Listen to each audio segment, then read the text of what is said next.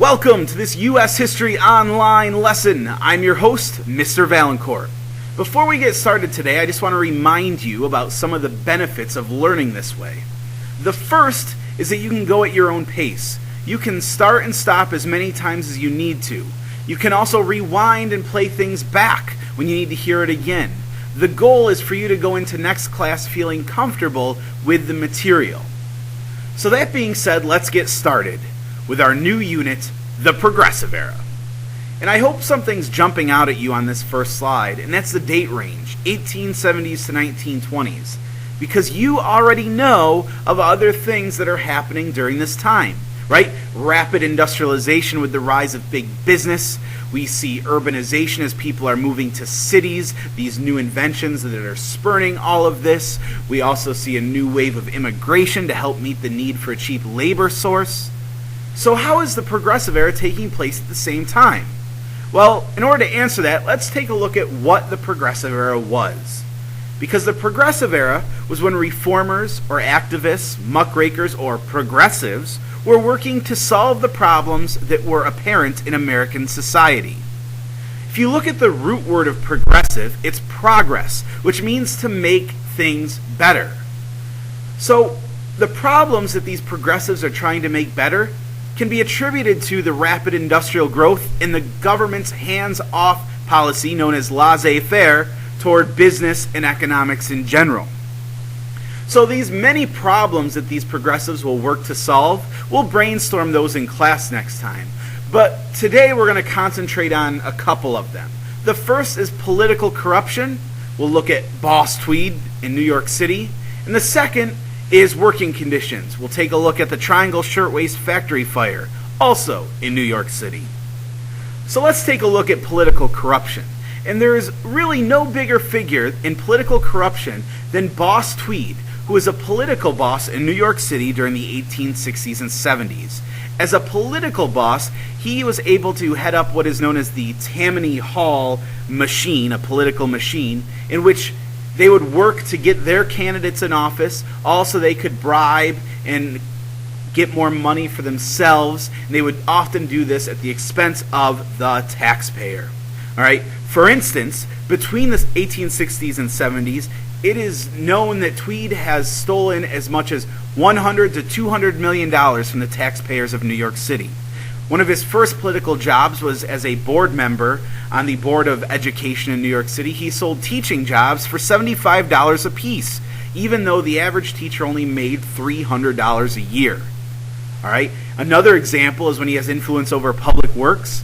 He'll tell the city that he paid over $100,000 for land that a cemetery would be built on, when in reality, he only paid $30,000, and he and his cronies would pocket the difference. They were able to get away with this by influencing elections. All right, they would do favors for people to get their votes. One of the biggest groups that Boss Tweed was known as supporting was the immigrants, and he would do this all in an effort to get their votes.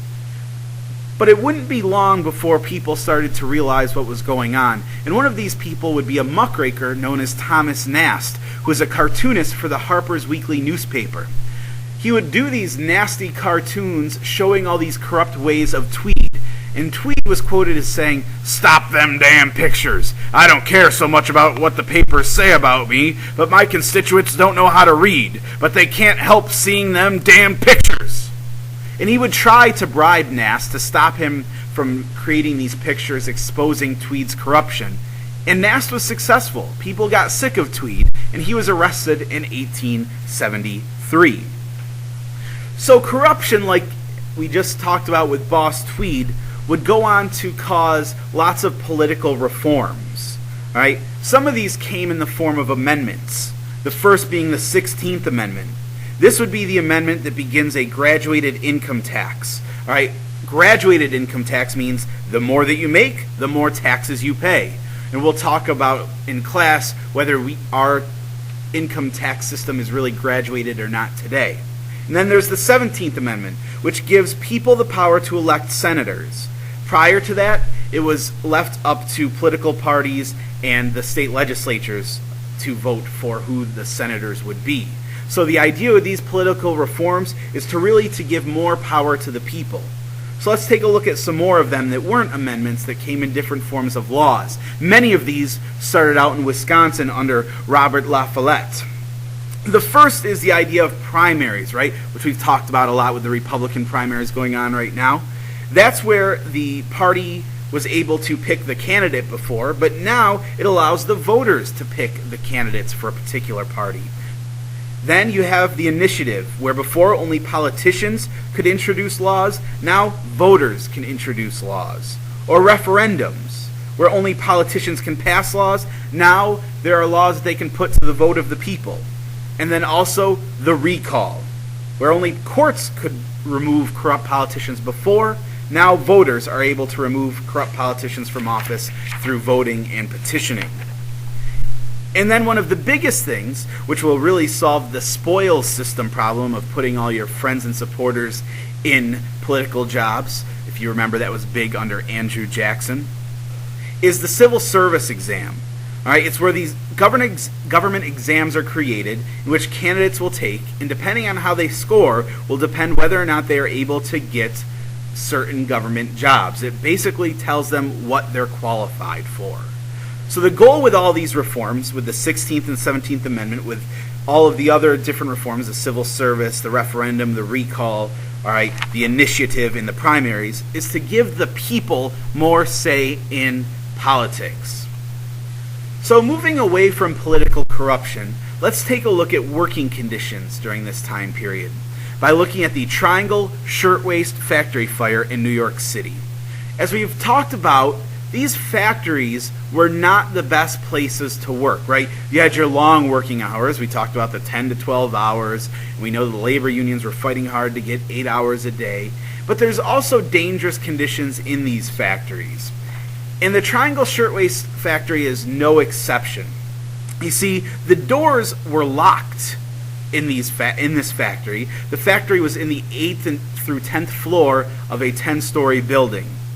And these women are making these shirtwaists, and what will happen is there are scraps in a scrap bin, enough that has been there for about 2 months, so there's a lot of scraps, and they catch fire. There's no audible fire alarm, all right? The doors, like I said, were locked to the stairwells, which would prevent them from getting out of the 8th, 9th, or 10th floor. And many decided to jump as a result. In fact, the manager that had the key made it out safe and sound. So what this does is it really highlights a big issue, and that issue is dangerous working conditions. Because when 146 people die as a result of a fire in a factory that could have been prevented, if there wasn't as many scraps, if those doors weren't locked, all right, there were lots of ways that they could have prevented this. The doors are locked all because they were afraid of the women stealing, all right. This will help lead to a further spread in labor unions. The International Ladies Garment Workers Union will gain a lot of support as a result of this, but we'll also see laws come into place that will put certain regulations on the working conditions that workers in the United States are working in. So that will wrap up our introduction today of the Progressive Era and a couple of the problems that the reformers will work to solve during this era. Next time, we're going to take a look at progressives in the White House. Thank you, and we'll see you next time.